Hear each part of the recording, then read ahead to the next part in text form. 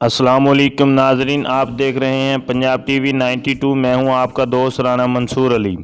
नाजरीन, मैं अल्लाह ताला के हुक्म से खैरियत से हूं और उम्मीद करता हूं कि आप भी अल्लाह ताला के फजल व करम से खैरियत से होंगे।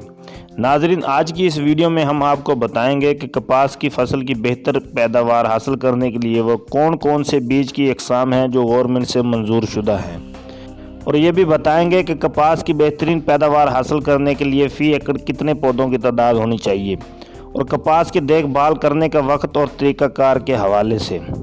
इन तमाम सवालों के जवाब और बहुत कुछ जानने के लिए देखिए मुकम्मल वीडियो, जिसमें डिप्टी डायरेक्टर ज़राअत खानेवार राना मकसूद अहमद गुफ्तगू के दौरान कपास की बेहतरीन पैदावार हासिल करने के हवाले से बता रहे हैं। बिस्मिल्लाहिर्रहमानिर्रहीम। Rana Maqsood Ahmad, deputy director agriculture Khanewal.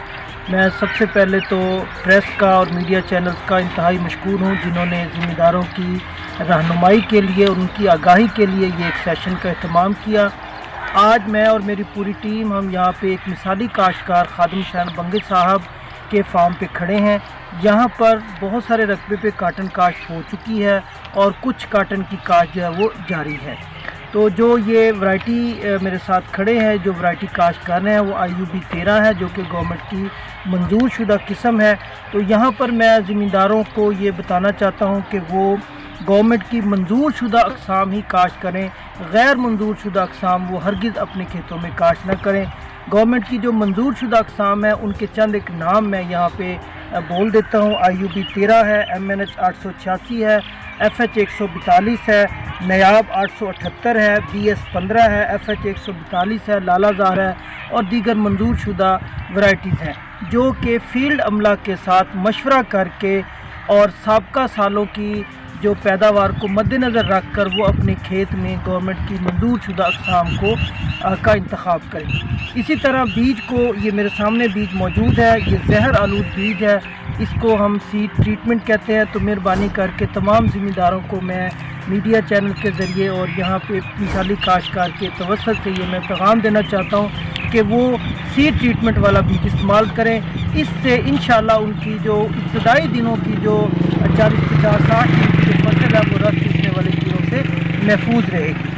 दूसरी बात यह है कि पौधों की तादाद के हवाले से मैं तमाम ज़िम्मेदार भाइयों को ये आगाह करूँगा और उनको नसीहत करूँगा कि वो पौधों की तादाद को मद्देनज़र ज़रूर रखें और उनकी तादाद को पूरा रखें। जर्मिनेशन परसेंटेज को चेक करके बीज का इंतखाब करें और पौधों की तादाद जो है वो अगर 20 अप्रैल तक ज़िम्मेदार का सोइंग प्लान है तो उसको वो तकरीबन को 17,500 फ़ी एकड़ पौधे रखें, और अगर उनकी वक्त काश्त 10 मई तक जाता है तो पौधों की तादाद तकरीबन 23,000 फ़ी एकड़ रखें, और उस दौरान पौधों का फासला 9 से 12 इंच तक ये रखेंगे।